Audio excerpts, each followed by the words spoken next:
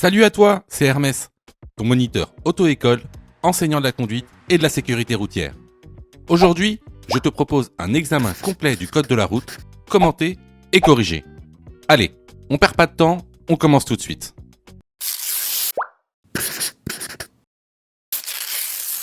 Question numéro 1. Le tramway est à l'arrêt. Réponse A, je klaxonne.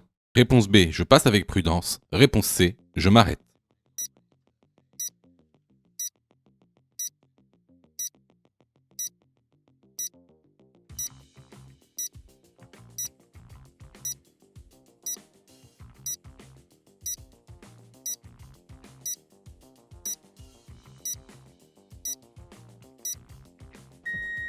Alors, le tramway a beau être à l'arrêt, on a à droite donc le feu rouge. Donc effectivement, ici, il ne sert à rien de klaxonner. On ne peut passer avec prudence parce qu'on a un feu rouge. Donc ici, je m'arrête. La bonne réponse est la réponse C. Question numéro 2. Cette signalisation indique un passage à niveau.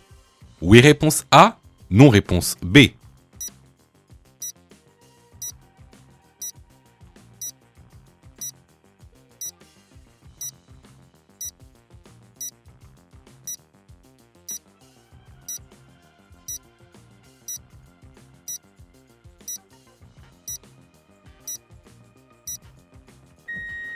Alors, cette signalisation que tu vois, ça s'appelle une balise à passage à niveau.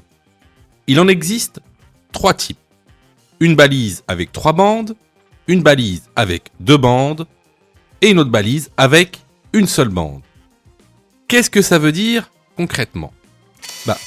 Quand tu croises une balise de passage à niveau avec 3 bandes, cela voudra dire que tu te trouves à 150 mètres du passage à niveau quand tu es hors agglomération. Si tu vois une balise à 2 bandes, ça veut dire que tu es situé à 100 mètres du passage à niveau. Et si tu vois une balise à une seule bande, alors tu es situé à 50 mètres du passage à niveau.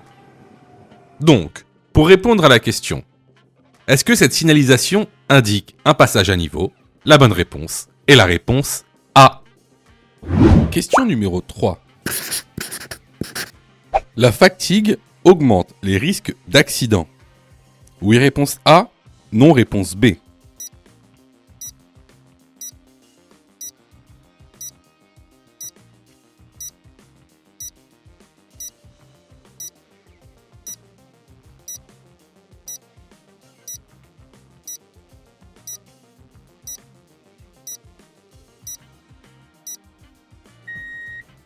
Alors effectivement, la fatigue est responsable d'un tiers des accidents sur autoroute. Le risque d'avoir un accident dans un état de fatigue est multiplié par 3 ou 4. Donc ici, la bonne réponse est la réponse A. Question numéro 4. Dans cette situation, je ralentis. Oui, réponse A. Non, réponse B. Je fais un appel de feu stop. Oui, réponse C. Non, réponse D.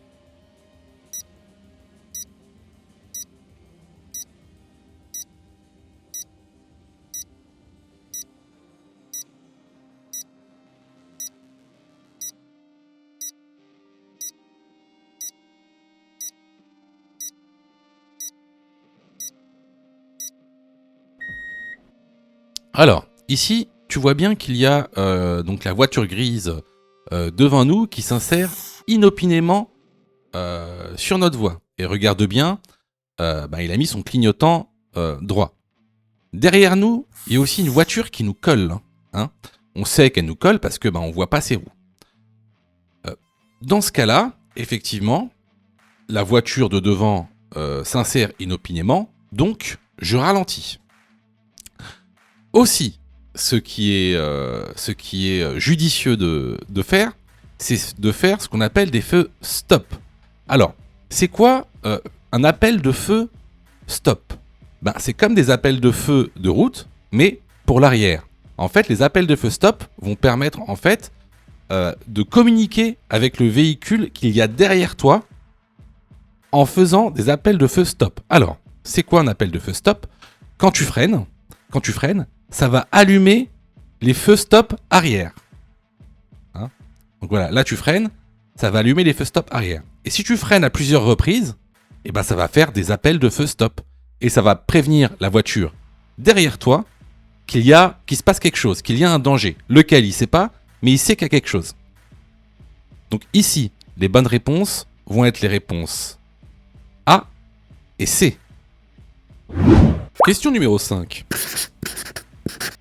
Les deux roues motrices sont plus faciles à percevoir qu'une voiture.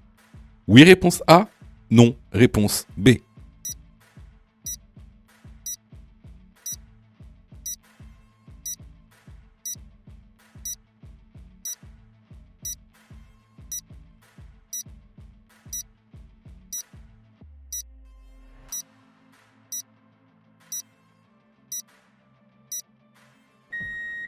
Alors, effectivement, les deux roues motrices sont plus difficiles à percevoir qu'une voiture.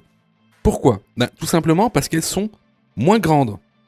Regardez ici, dans la petite animation, on voit votre champ de vision dans la voiture, en vert. En rouge, c'est les angles morts. Donc, une moto, par exemple, dans l'angle mort, avant, ne sera pas perceptible, ou alors très mal. La bonne réponse, ici, est la réponse A. Question numéro 6. À bord d'un véhicule, porter sa ceinture de sécurité est obligatoire. Oui, réponse A. Non, réponse B. J'encours une amende si je ne la porte pas. Oui, réponse C. Non, réponse D.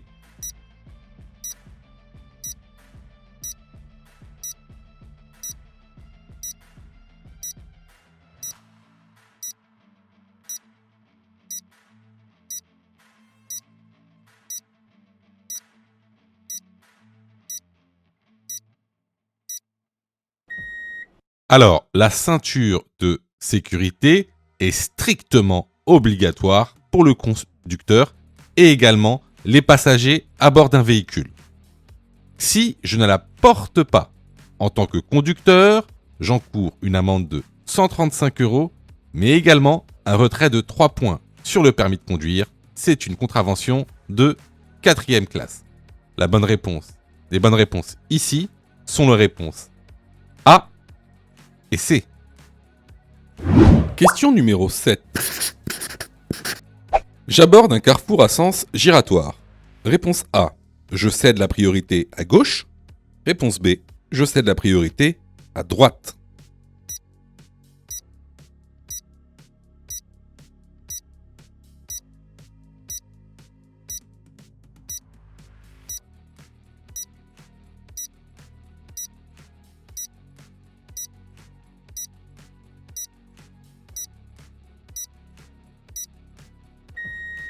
Alors ici, comme tu le vois, quand on rentre dans un carrefour à sens giratoire, eh ben, on a un panneau céder le passage. Donc ici, sur un carrefour à sens giratoire, on cède le passage aux véhicules qui viennent de gauche. Hein, contrairement à ce qu'on peut avoir quand on aborde par exemple un rond-point. Donc ici, la bonne réponse est la réponse A. Je cède la priorité à gauche. Question numéro 8. Si je circule sans assurance, réponse A, je risque une forte amende. Réponse B, en cas d'accident, les victimes ne sont pas indemnisées. Réponse C, je dois rembourser les indemnités aux victimes en cas d'accident.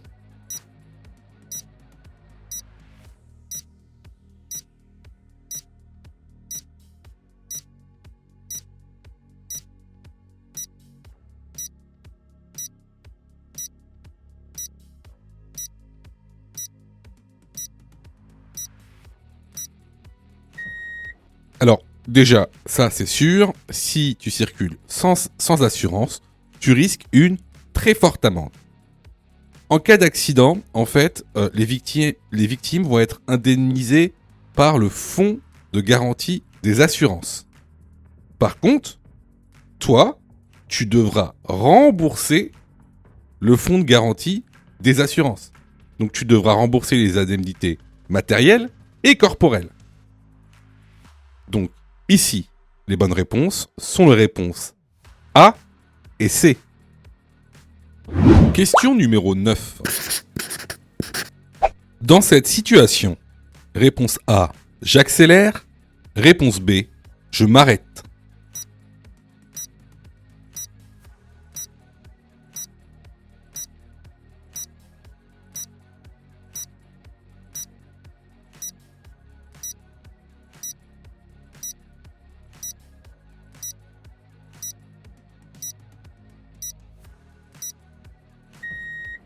Alors ici, on est devant un passage piéton qui n'est pas régi par une signalisation lumineuse.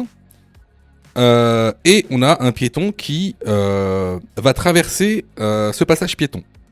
Donc, dans ce cas-là, on s'arrête. On s'arrête. Si on ne s'arrête pas, c'est ce qu'on appelle un refus de priorité. Donc, c'est une contravention de 4e classe, 135 € d'amende et 6 points en moins sur le permis de conduire. La bonne réponse ici est la réponse B. Question numéro 10. Avant d'ouvrir la portière, je vérifie la présence d'usagers sur mon rétroviseur. Oui, réponse A. Non, réponse B. En vision directe. Oui, réponse C. Non, réponse D.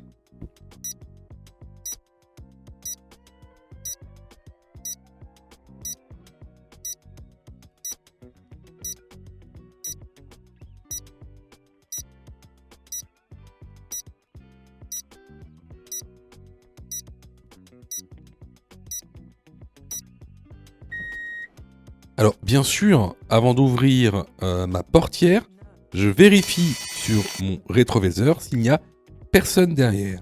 Mais, comme vous le savez, on a les angles morts. Donc, je fais également une deuxième vérification en vision directe. À savoir que l'ouverture intempestive de la portière d'un véhicule est sanctionnée par une contravention de première classe et une amende de 11 €. Les bonnes réponses ici sont les réponses A et C. Question numéro 11. Dans cette situation, je m'écarte. Oui, réponse A. Non, réponse B.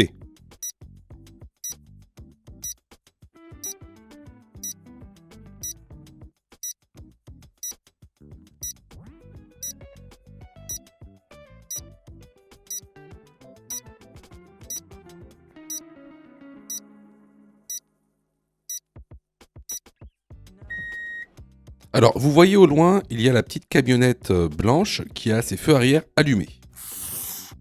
Donc, je pourrais, par exemple, penser à m'écarter vers la gauche pour laisser sortir la camionnette. Cependant, si on regarde le rétroviseur gauche, on voit qu'il y a un scooter qui essaye de me dépasser. Donc, effectivement, dans ce cas-là, je ne m'écarte pas. La bonne réponse est la réponse B. Question numéro 12. Je roule à 130 km/h sur autoroute durant ma période probatoire. Réponse A. Je suis en excès de vitesse. Réponse B. Je roule à vitesse réglementaire.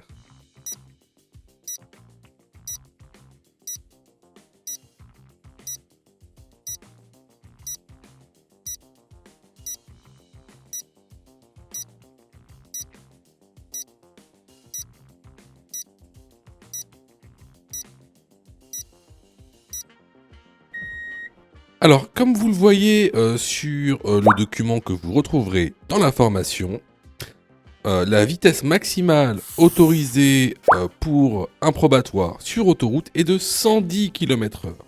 Donc, actuellement, je suis en excès de vitesse. La bonne réponse ici est la réponse A. Question numéro 13. Rouler en vélo permet de... Réponse A. Diminuer les émissions polluantes. Réponse B. Réduire le nombre d'accidents.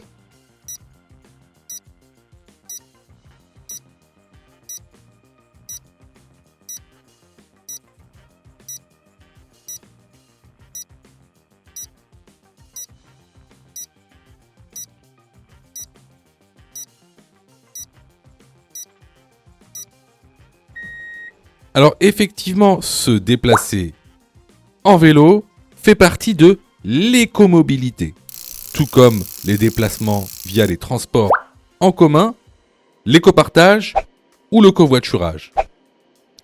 Le déplacement en vélo permet donc de réduire les émissions polluantes, mais également les émissions sonores. Par contre, il ne permet pas de réduire le nombre d'accidents. La bonne réponse ici est la réponse A. Question numéro 14.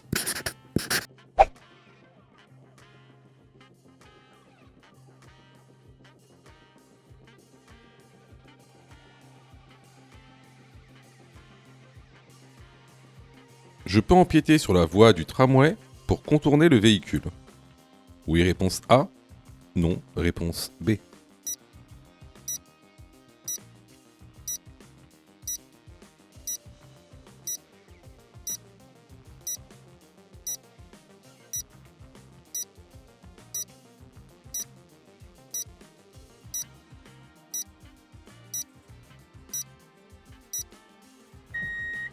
Alors, devant nous, on peut apercevoir une voiture donc grise qui est mal garée.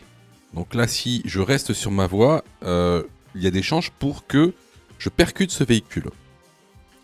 Alors, avant d'emprunter momentanément la voie du tramway, bah déjà je regarde si il y a un tramway sur la voie ou peut-être une voiture qui veut me dépasser. Alors, lorsqu'on regarde le rétroviseur extérieur gauche, on voit qu'il n'y a rien, ni tramway, ni voiture. Donc je peux empiéter de manière momentanée sur la voie de tramway pour pouvoir dépasser le véhicule mal garé. Donc la bonne réponse ici, c'est la réponse A. Question numéro 15. Dans cette situation, réponse A, j'accélère. Réponse B, je cède le passage aux piétons.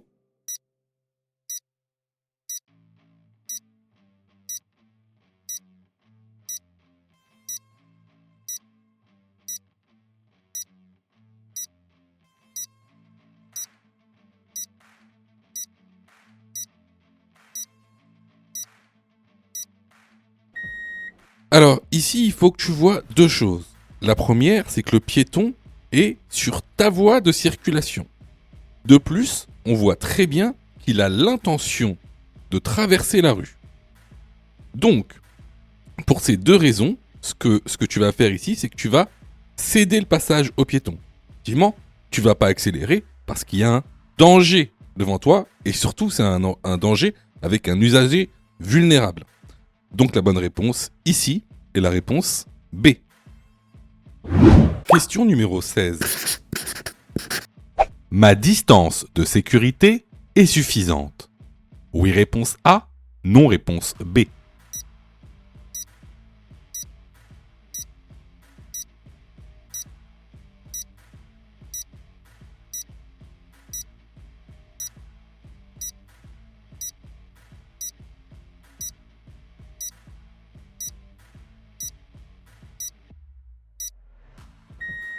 Alors, avant de répondre à cette question, il faut savoir ce que c'est que la distance de sécurité. Alors, c'est quoi la distance de sécurité ? C'est la distance minimale réglementaire qui me sépare d'un autre véhicule. Elle correspond à la distance parcourue par un véhicule en 2 secondes. Alors, tu peux estimer cette distance de sécurité grâce aux lignes de rive. Pour avoir une distance de sécurité réglementaire, tu dois avoir 2 lignes de rive entre toi et le véhicule qu'il y a devant toi. Si on revient sur notre situation, on remarquera que entre nous et le véhicule qu'il y a devant nous, il n'y a qu'une seule ligne de rive. Donc ici, la distance de sécurité n'est pas suffisante. La bonne réponse est la réponse B. Sais-tu que Mon Code de la route est aussi une plateforme pédagogique qui te permet de passer ton examen du code à partir de seulement 9,90 €. Et on a même conçu, spécialement pour toi, un programme qui te permet d'obtenir ton code en un temps record. C'est le programme Mon Code en 10 jours.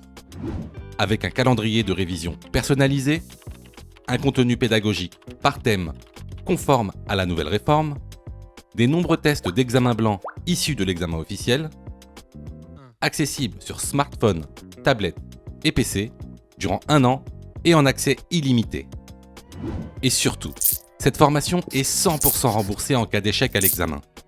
Alors, si tu souhaites obtenir ton code du premier coup sans te ruiner et sans risque, rejoins notre programme en cliquant sur le lien en description de la vidéo. Pour ça, tu as juste à cliquer sur le lien en description et à choisir ta formule. Question numéro 17. La consommation d'alcool A. Augmente l'acuité visuelle. B. Diminue le champ de vision.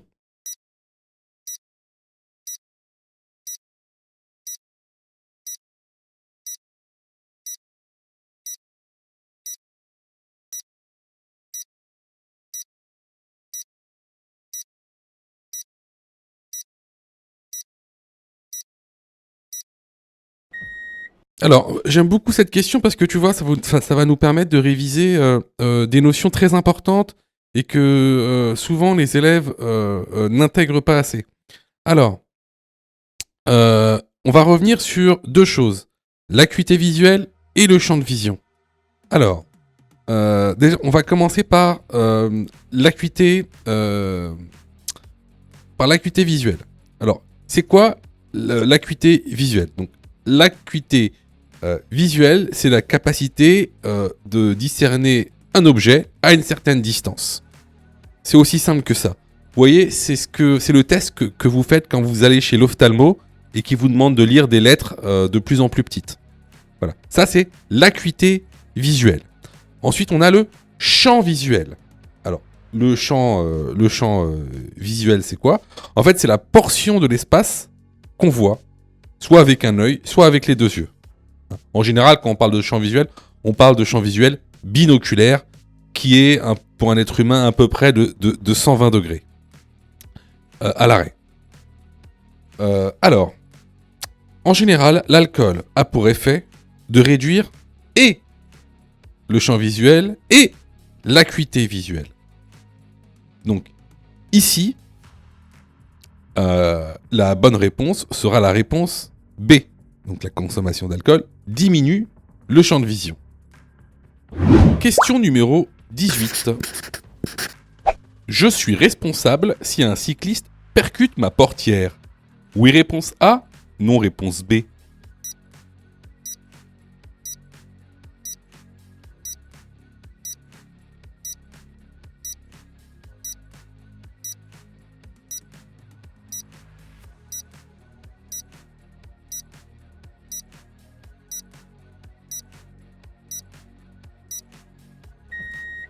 Alors, lorsque vous êtes à l'arrêt ou en stationnement et que vous ouvrez votre portière, ou qu'un usager dans votre véhicule ouvre sa portière, vous êtes tenu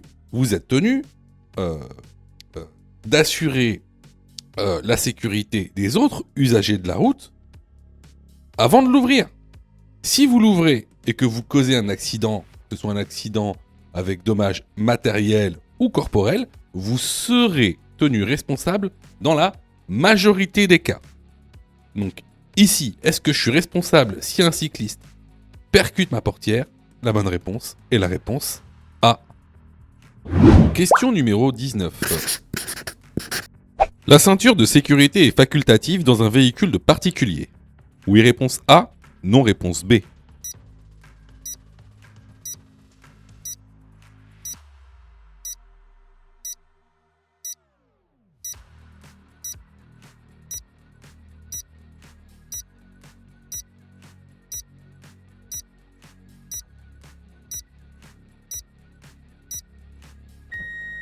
Alors, la ceinture de sécurité dans un véhicule pour particulier est obligatoire à l'avant et à l'arrière.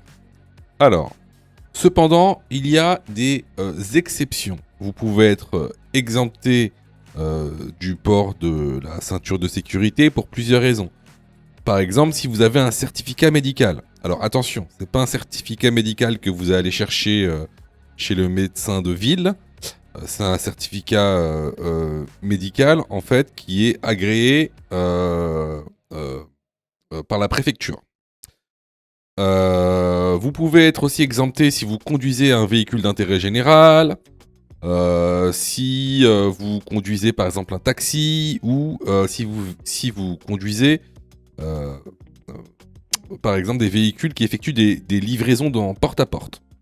Voilà, donc il y a des exceptions, hein, mais ça concerne surtout les entreprises privées, hein, par exemple les taxis ou autres. Mais sinon, lorsqu'on est dans une voiture de particulier, le port de la voiture est obligatoire à l'avant et à l'arrière. Hors exemption médicale par un médecin agréé par la préfecture. Donc, ici, la bonne réponse est la réponse B. Question numéro 20. L'utilisation du téléphone au volant constitue une infraction. Oui, réponse A. Non, réponse B.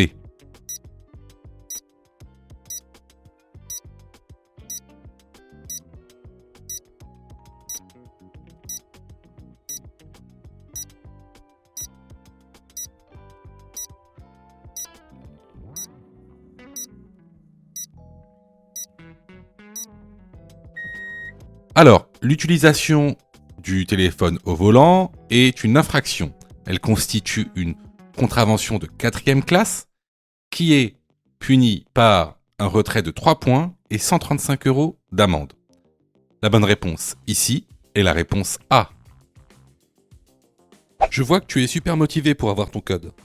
Alors, soutiens la chaîne en t'abonnant et surtout en activant les notifications afin d'être prévenu des dernières vidéos mises en ligne. Question numéro 21.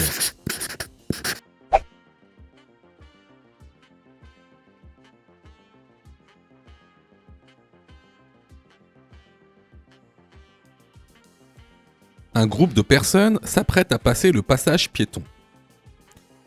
Réponse A, je maintiens mon allure. Réponse B, je ralentis et je m'arrête.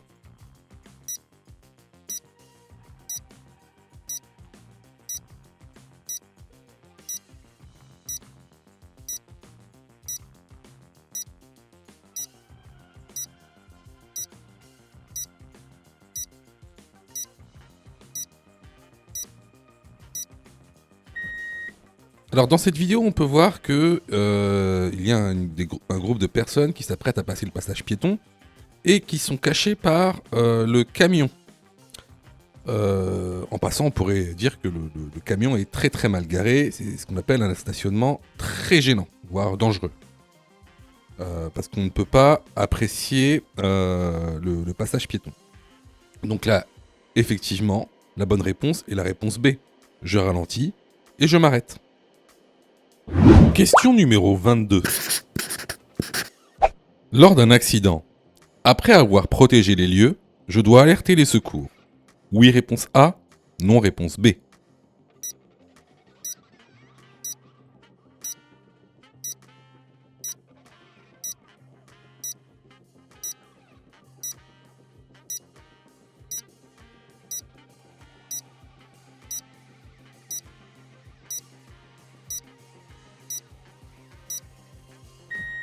Alors, surtout, n'oublie pas, lors d'un accident, on doit respecter donc, la règle du PAS, du PAS, c'est-à-dire tout d'abord protéger, ensuite alerter, puis secourir.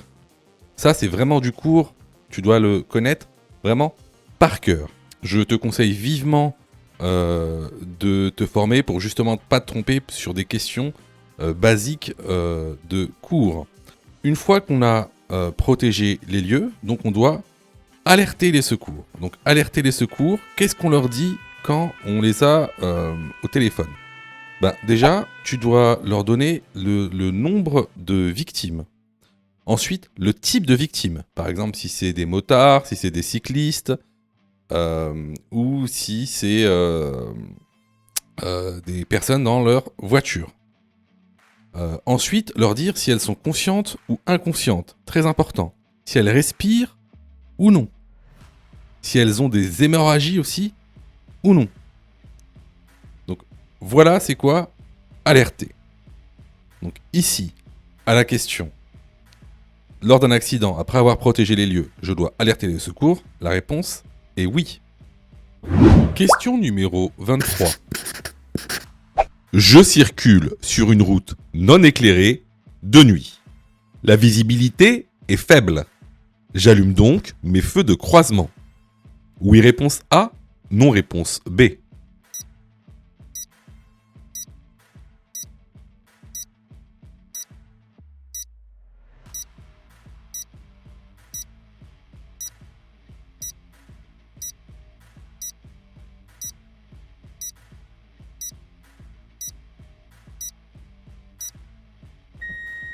Alors, effectivement, ici, on circule sur route, c'est-à-dire soit sur autoroute, voie rapide, et celle-ci est non éclairée. Donc, afin d'être vue et de voir, on va allumer ces feux de croisement. Alors, je sais qu'il y en a certains qui diront, vu qu'on est sur route non éclairée, on allume nos feux de route. Alors, c'est une bonne question. Pourquoi on n'allume pas ces feux de route? Tout simplement parce qu'on a d'autres usagers avec nous, comme vous le voyez sur la photo. Il y a des usagers, donc si on allume nos feux de route, qu'est-ce qui va se passer? On va les aveugler. Donc, pour éviter de les aveugler, on utilise nos feux de croisement. La bonne réponse ici est la réponse A. Question numéro 24. Question numéro 15. Après le feu, je peux A. Tourner à gauche. B. Tourner à droite. C. Faire demi-tour. D. Aller tout droit.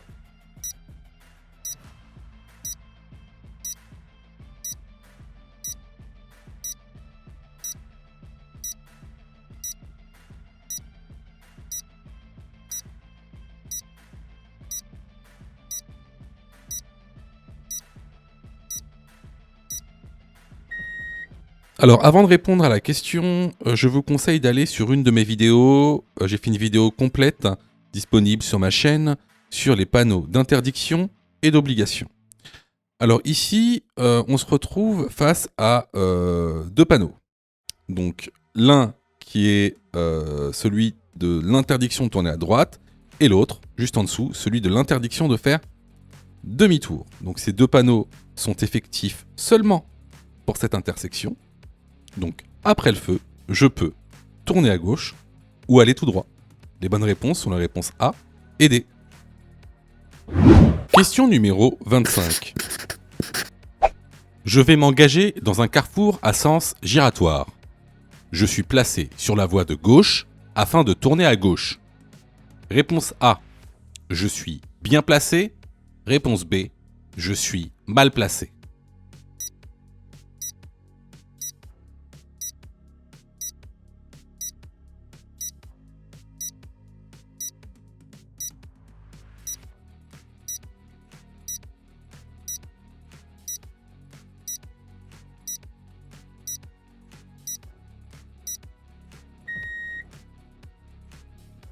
Alors, effectivement, là on rentre dans un carrefour à sens giratoire. Donc la question qui est posée, c'est je suis placé à gauche, pour pouvoir tourner à gauche au sens giratoire, est-ce que je suis bien placé? Alors, il faut que vous sachiez qu'il y a des procédures à suivre lorsqu'on prend un carrefour à sens giratoire. Il y a donc 4 procédures, car 4 possibilités. La première est la procédure pour tourner à droite. Ensuite, la procédure pour aller tout droit. La procédure pour aller à gauche. Et la procédure pour faire demi-tour. Chacune de ces procédures est différente.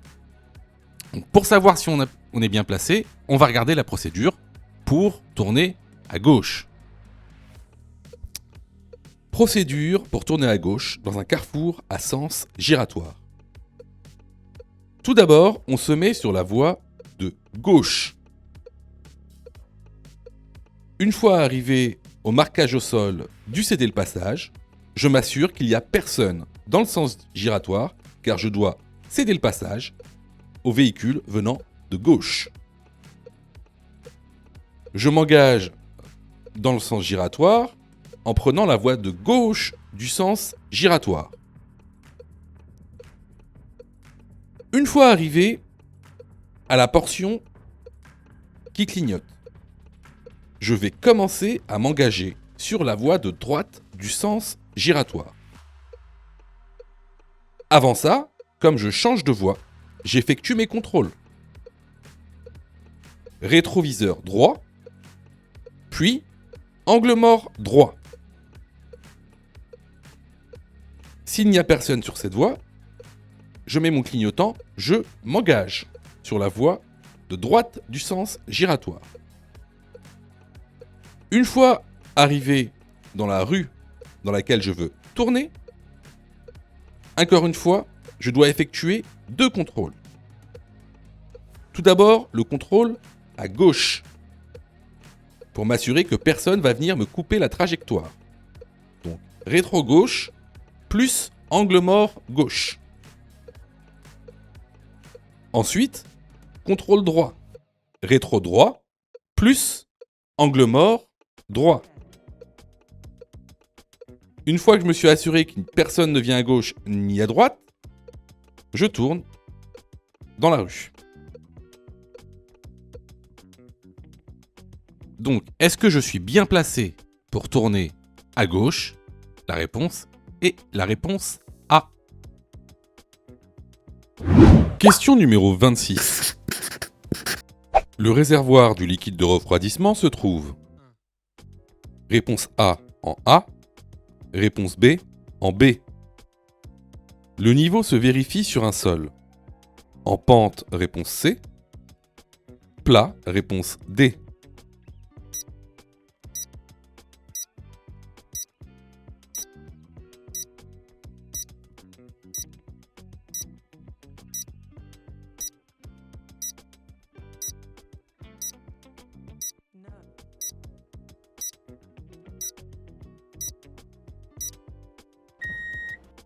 Alors là, c'est vraiment une question de cours, hein. Donc, si vous avez fait une erreur dans cette question, je vous incite fortement à aller dans la formation que vous trouverez en description pour en savoir plus sur les équipements du véhicule. Attention, les questions sur les équipements du véhicule, il y en a à peu près 3 par série d'examens avec la nouvelle réforme. Alors, ici, c'est très simple. Donc le liquide de refroidissement se trouve en B, le bouchon noir, et le bouchon bleu, représente le bouchon du réservoir du lave-vitre. Alors, le niveau se vérifie toujours sur un sol à plat. Donc ici, les bonnes réponses seront les réponses B et D. Question numéro 27.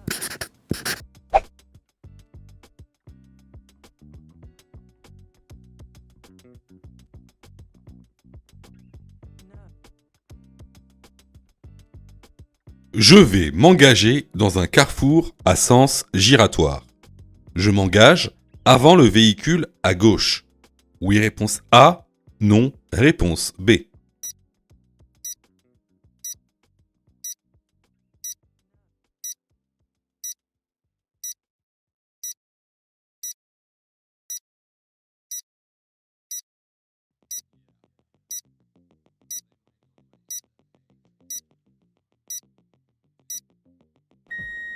Alors, lorsqu'on s'engage dans un carrefour à sens giratoire, il faut toujours laisser la priorité aux véhicules qui sont dans le carrefour à sens giratoire, c'est-à-dire qui viennent de la gauche.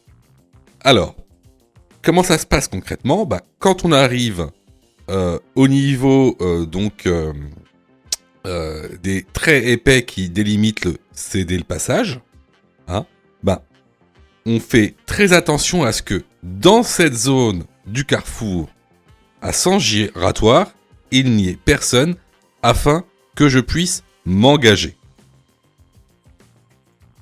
Donc, ici, pour en revenir à la question, je vais devoir m'engager après le véhicule à gauche. La bonne réponse est la réponse B. Je sais que vous passez beaucoup de temps à réviser votre code. Je le sais.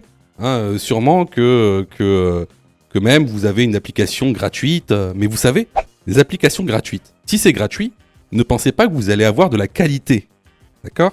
Ne pensez pas ça. C'est pas pour rien qu'il y a 40% de taux d'échec. Quasiment la moitié des gens qui regardent cette vidéo vont rater leur code. Pas parce qu'ils n'ont pas travaillé, pas parce qu'ils sont nuls, parce que vous avez été mal formés. C'est pour ça que nous, on vous propose donc une plateforme de formation 100% dédiée au code de la route, réalisée par des professionnels, avec une méthodologie adéquate qui vous permettra d'avoir votre code de la route rapidement. En plus de ça, vraiment ça coûte pas cher. Vous pouvez commencer à vous former pour 9,90 €. Ça c'est la formule la plus basse. Sinon, vous pouvez même choisir la formule Mon code en 10 jours. Et avec cette formule, vous êtes 100% remboursé si vous ratez votre code. Simplement en envoyant la preuve de votre échec. Donc voilà, moi un petit conseil que je vous donne, surtout si vous êtes trompé à cette question, allez dans la plateforme, formez-vous correctement. Vous allez voir, ça va bien se passer. Pour ça, tu as juste à cliquer sur le lien en description et à choisir ta formule. Question numéro 28. Je roule à la vitesse maximale autorisée. Oui, réponse A. Non, réponse B.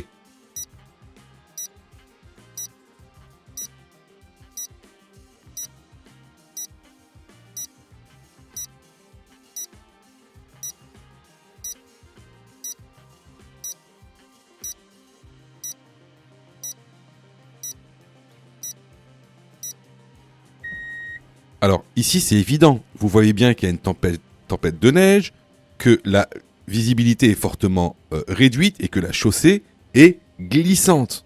Donc ici effectivement on ne va pas rouler à la vitesse maximale autorisée, on va rouler à une vitesse adaptée.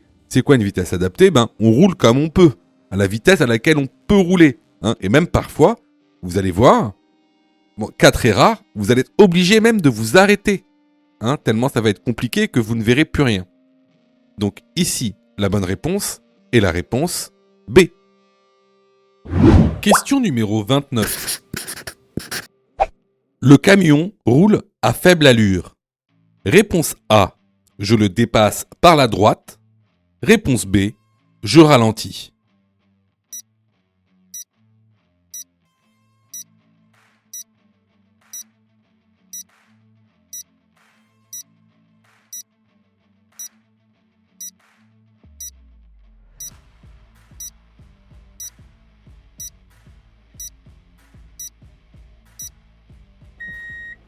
Alors, on a devant nous un camion sur la voie de gauche qui roule à faible allure. Alors, on pourrait tenter d'accélérer tout droit pour le dépasser. Seulement, vous devez savoir qu'il est strictement interdit de dépasser par la droite. Donc, ici, je dois ralentir en attendant que lui-même se mette dans la voie de droite. Donc, la bonne réponse ici est la réponse B. Question numéro 30. Ce cycliste fait signe à l'automobiliste. Réponse A, de tourner à gauche. Réponse B, de tourner à droite. Réponse C, de le dépasser.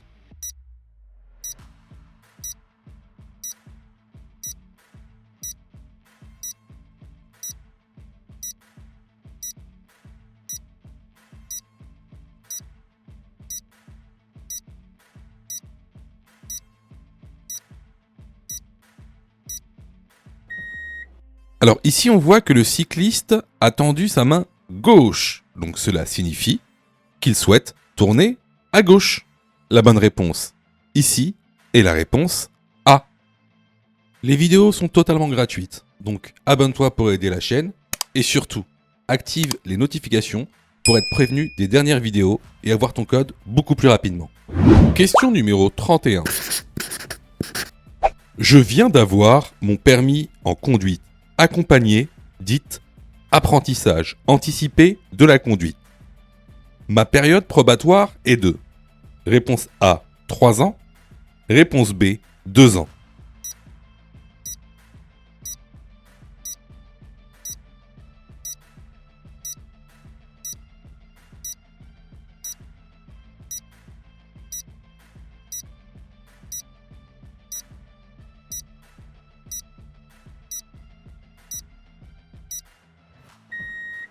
Alors, c'est une très bonne question parce que vous faites souvent des erreurs. Alors, pour avoir son permis, il y a 2 grands moyens. Tout d'abord, vous avez le permis normal, que vous obtenez en allant dans une auto-école et en prenant des leçons de conduite avec un moniteur auto-école. Et puis, vous avez la deuxième solution, qui est la conduite accompagnée. Cependant, la conduite accompagnée, c'est juste une méthode pour avoir son permis. Parce qu'il existe plusieurs types de conduite accompagnée. Il existe la conduite accompagnée dite supervisée. Avec ce type d'apprentissage, la période probatoire est de 3 ans. Ensuite, vous avez la conduite accompagnée dite encadrée. Et pour ce type de conduite accompagnée, la période probatoire est également de 3 ans. Et enfin, vous avez la conduite accompagnée dite AAC ou apprentissage anticipé de la conduite. Et via cette méthode, votre probatoire est réduit à 2 ans. C'est ce que les gens appellent communément conduite accompagnée. Mais c'est faux, c'est un terme un peu galvaudé. C'est ce qu'on appelle l'apprentissage anticipé de la conduite. Donc, pour répondre à la question, si j'ai eu mon permis en conduite accompagnée dite AAC ou apprentissage anticipé de la conduite, alors ma période probatoire est de 2 ans. La bonne réponse ici est la réponse B. Question numéro 32. Je sors de mon stationnement. Je dois, réponse A, contrôler derrière moi seulement. Réponse B, contrôler devant et derrière moi. Réponse C, contrôler les angles morts.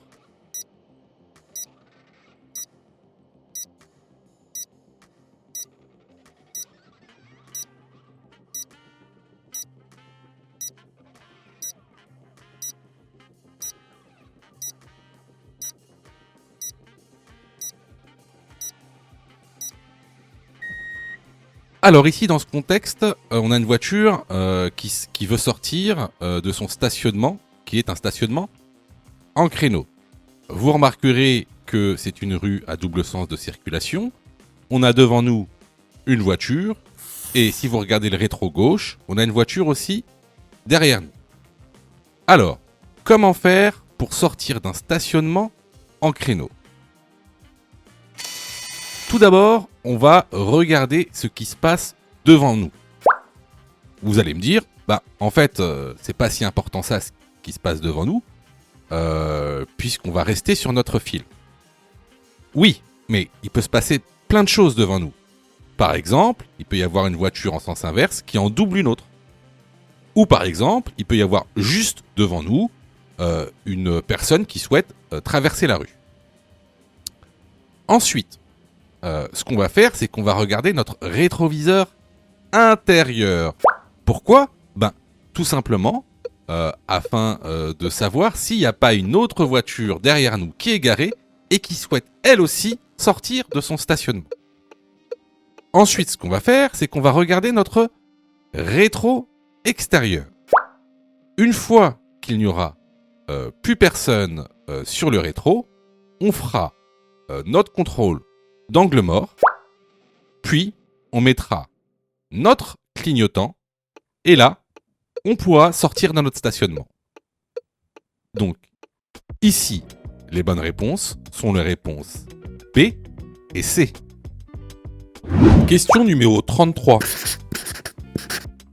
Après cette signalisation, la vitesse maximale autorisée est de 70 km/h. Oui, réponse A. Non, réponse B. Je peux également rouler à 60 km/h. Oui, réponse C. Non, réponse D.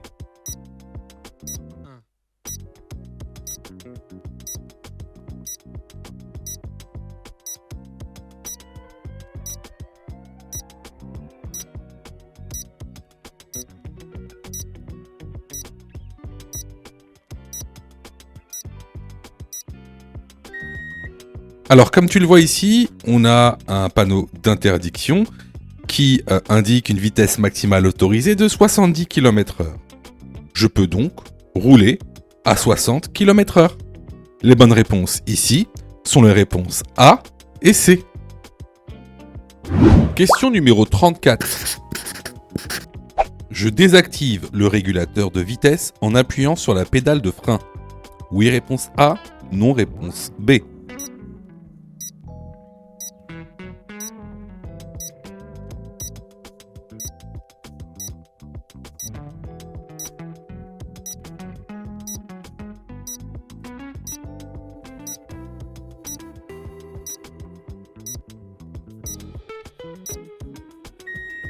Alors, tout d'abord, comment fonctionne un régulateur de vitesse ?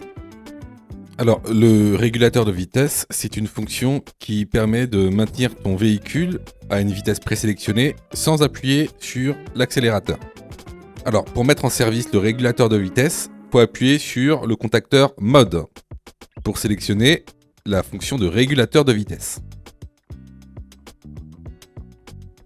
Ensuite, il y a un petit témoin qui s'allume et le message régulateur prêt, 7 pour activer, apparaît sur le tableau de bord. Donc là, il attend que tu mettes une vitesse. Donc pour définir la vitesse, donc tu pousses la commande 7 plus pour augmenter la vitesse ou 7 moins pour la diminuer. Donc après, vous allez avoir un petit témoin qui va s'allumer en vert. Ici, 70. Donc là, tu peux retirer ton pied de la pédale d'accélérateur. Tu pourras désactiver le régulateur tout simplement en appuyant sur la pédale de frein. Donc ici, la bonne réponse est la réponse A.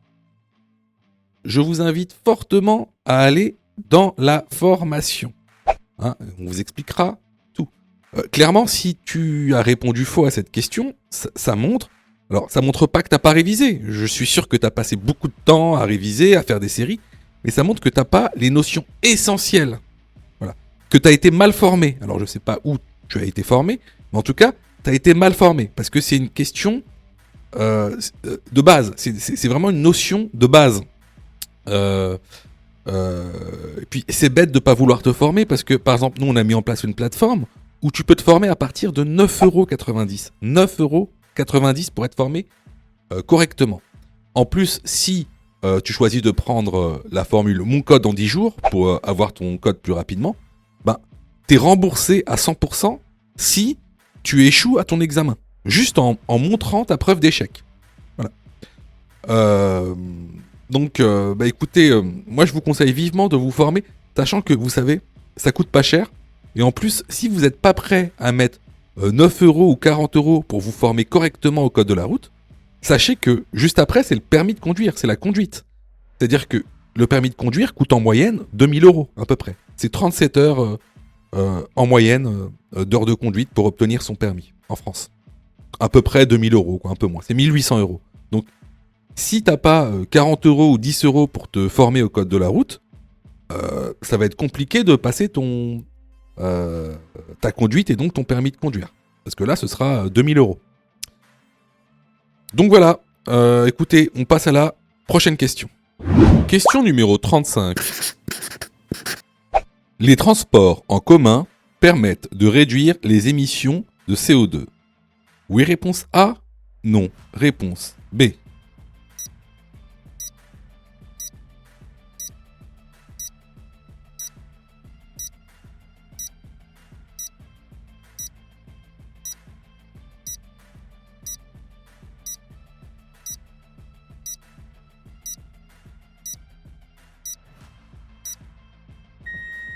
Effectivement, les transports en commun permettent de réduire les émissions de CO2.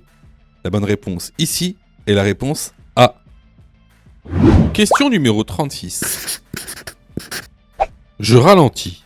Réponse A, pour contrer la force centrifuge. Réponse B, pour garder le contrôle du véhicule. Réponse C, pour respecter les panneaux uniquement.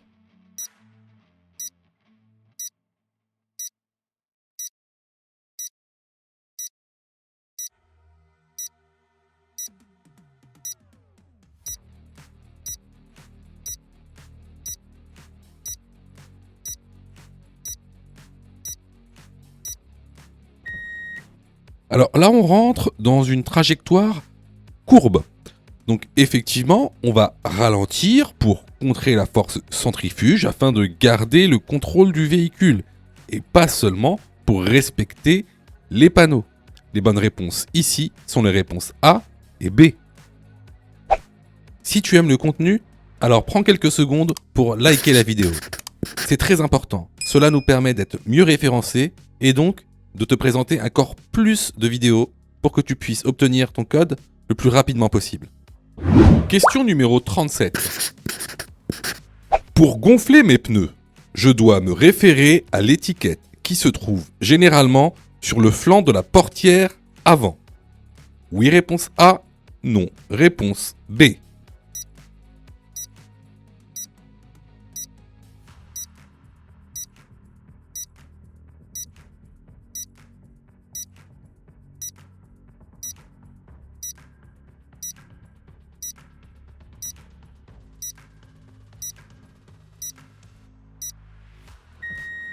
Alors, comme tu peux le voir sur l'image, effectivement, sur le flanc de la portière avant, ou alors sur la notice du véhicule, tu pourras retrouver les pressions adéquates pour tes pneus.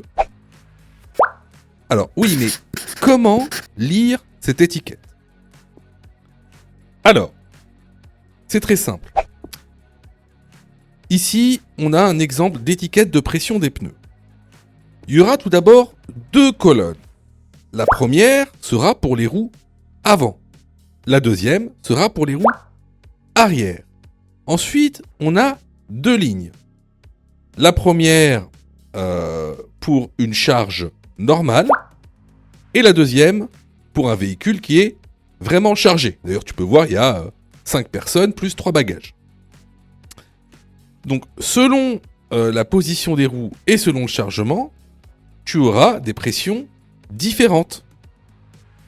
Également, regarde bien ce qui est marqué ici. Est-ce que ça te rappelle quelque chose? Je pense que oui. Et ça, on l'a vu plusieurs fois dans la formation et même les vidéos YouTube. Ça, c'est les indices alphanumériques que tu retrouveras sur le flanc de la roue. Donc, la pression des pneus dépendra également du type de roue que tu as. D'où l'importance de savoir lire le flanc d'une roue. Parce que sinon, tu peux te tromper sur les pressions à appliquer à tes roues. Donc, pour répondre à la question, est-ce que je dois me référer à l'étiquette qui se trouve sur le flanc de la portière avant? La bonne réponse est la réponse A. Question numéro 38. La distance de freinage d'un tramway est plus grande que celle d'une voiture. Oui, réponse A. Non, réponse B.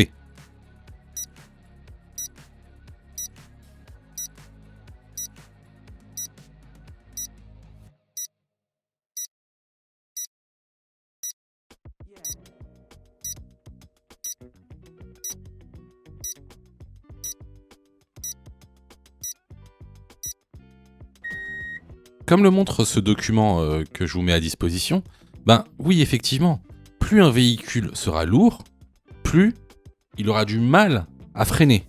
Donc, étant donné que le tramway est beaucoup plus lourd qu'une voiture, le tramway aura une distance de freinage beaucoup plus longue que celle d'une voiture. Donc, la bonne réponse, ici, est la réponse A. Alors là, c'était vraiment une question de cours qu'on voit régulièrement dans la formation.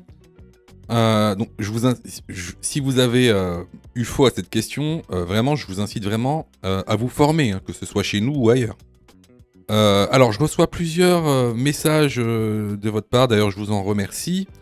Alors, vous me posez souvent 2 questions. Alors, la première, c'est quand est-ce que je suis prêt pour passer mon code? Et la deuxième, c'est est-ce que je dois suivre la formation? Alors, tout d'abord, on va répondre à la première question. Quand est-ce que tu es prêt pour passer ton code? C'est très simple.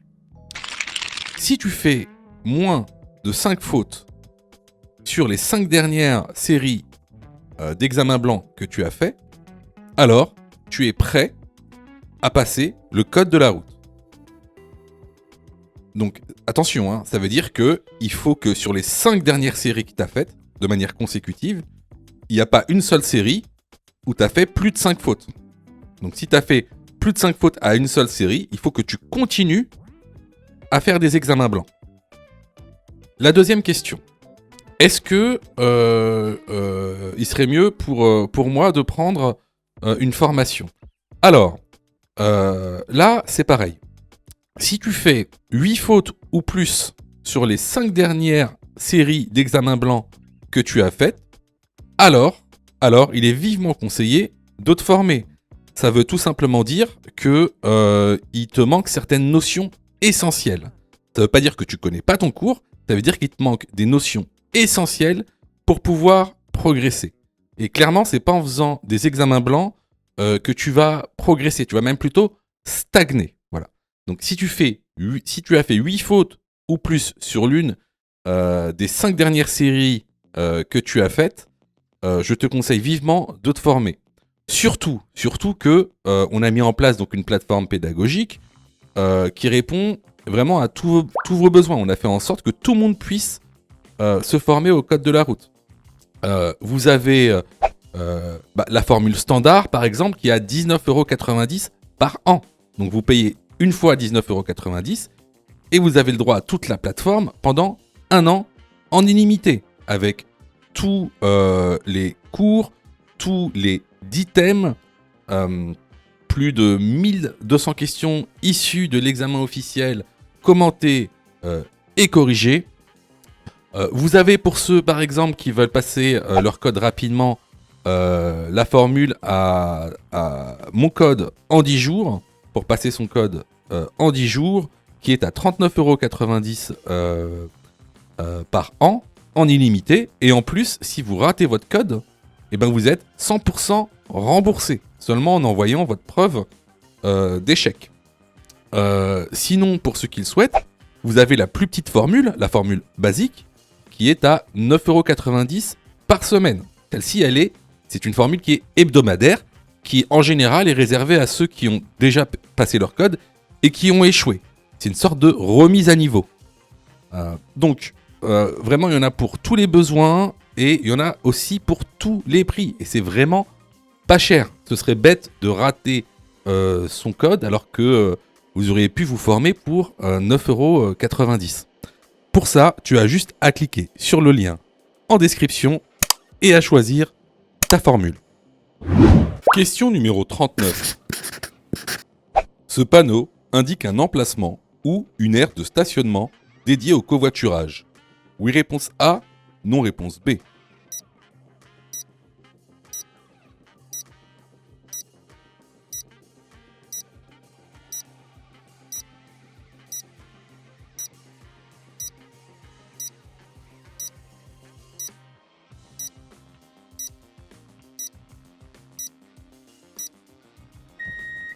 Eh ben oui, ce panneau indique bien un emplacement ou une aire de stationnement dédiée au covoiturage.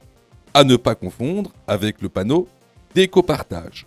Pour connaître la différence entre l'écopartage et le covoiturage, je vous incite fortement à aller dans la formation. La bonne réponse ici est la réponse A. Question numéro 40. Les bus ne sont pas prioritaires lorsqu'ils quittent un arrêt de bus. Oui, réponse A. Non, réponse B.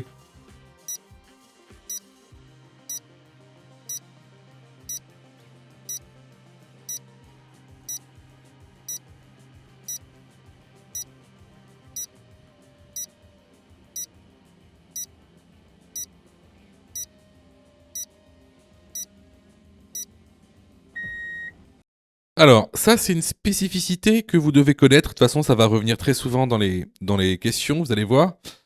Alors, c'est une spécificité. Effectivement, lorsqu'un bus quitte un arrêt de bus, il est prioritaire, même s'il n'est pas sur sa voie.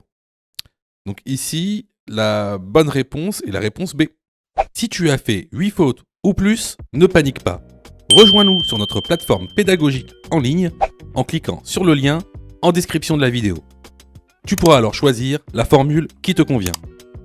N'oublie pas de liker la vidéo et de t'abonner pour recevoir toutes les dernières notifications. Tu peux aussi continuer à t'entraîner en cliquant sur l'une des vidéos qui s'affichent.